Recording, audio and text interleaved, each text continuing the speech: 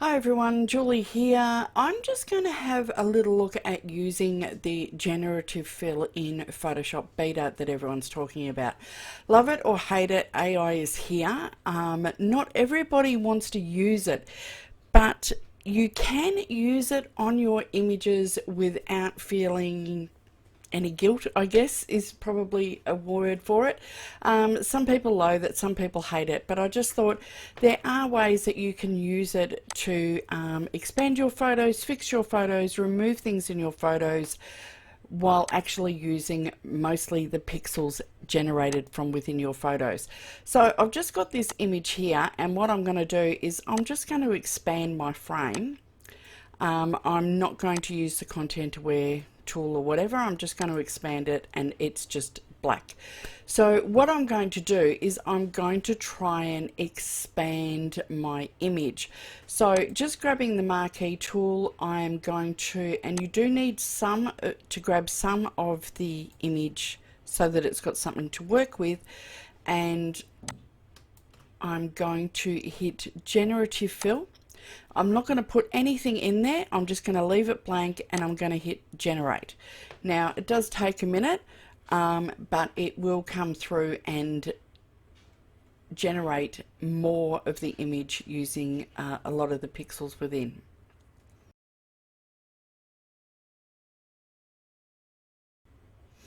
Okay, so it has expanded that up. Now the generative fill puts it on a new layer, so you can sort of have a look before and after. You may decide that this is something you don't like. It's obviously picked that up from this side of the image. So you could go and get rid of that. So I'm just going to come in and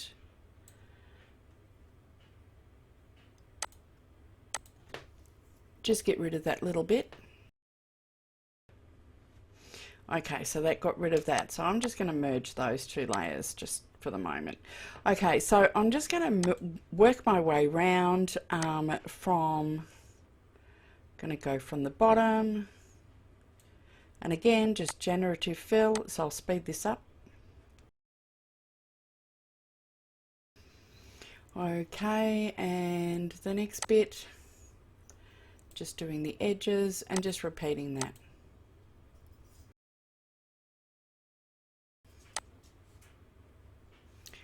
And the last bit,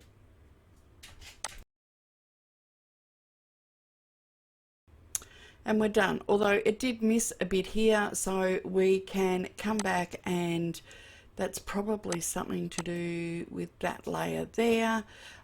So if we move that up, that will fix that. So that has moved it all around. There's a few bits. Look, it's not perfect. If you zoom in, you'll see that there is areas, oops, there are areas that have been missed, and it's a little pixelated compared to the original image. There is a way to combat that, which is to come in and take a smaller area and do it bit by bit, and that will give you a better definition, I guess, in the area that is selected. And of course that will probably have to go on top. So you can work your way around your image. Look, it's not perfect. It doesn't necessarily always give you the best sampling, but it is relatively new, but it has still come a long way, and you can see areas here where it has missed.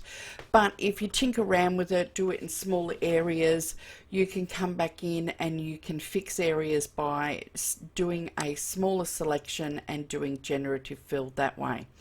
Something else that I wanted to show you, so this image here, I wanted to fix a couple of things. Now I could have used, if you go into the healing brush, there is the new remove tool, and that it's not bad. It doesn't do a bad job. Some things it works better on others.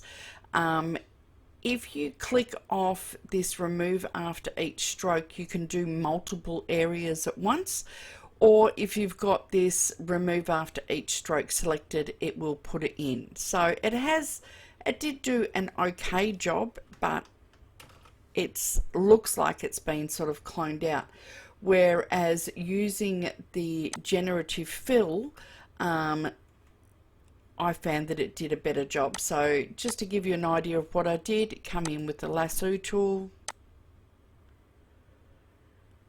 just selected it, hit generative fill, I left it blank again, didn't do anything, and just hit generate. Let's see if it does a good job or a better job, or exactly the same as what it did on the last try.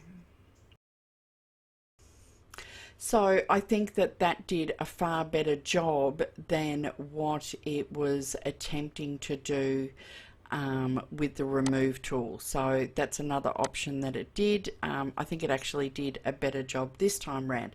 So it gives you different things that you could choose from too. So you can go through and go, oh well, yeah, that actually looks pretty good there. Or if you don't like any of those, you can hit generate. Don't forget, if because this is a beta version, they are after feedback. So just click on the little three dots and you can give you know, a good, poor, result, etc. So that's always a good thing. So on the edge of the image, so that's sort of something almost in the middle of it, but how does it go on the edge? So I think I had a raincoat on or something that was in the corner of these shots. So I went through using the same technique and I just used the generative fill on those. Now it did a better job on these areas definition wise, because if I just go in, maybe not quite so far. So if you have a look at the definition in here, it's a little bit better because I am asking it to generate in a smaller area. So that's a couple of different ways that you can use the generative fill tool in Photoshop Beta. I know some people are doing all sorts of things and having you know, from really amazing results through to pretty crappy. But if you just want it to extend, expand, or fix a few little things in your own images, then using that generative fill can be quite useful.